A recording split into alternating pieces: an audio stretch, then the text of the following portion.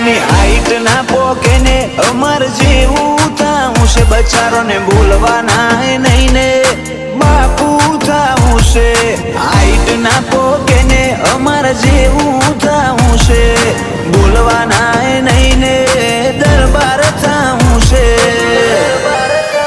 કિશન પીપળજ નો ટોપ આજ craze Moshe, રાજધાની મોરોલા ને જોરશોર મોચાલે છે. ચમના મળે અમને આ હુકુમત, અમે એના હકદાર છીએ.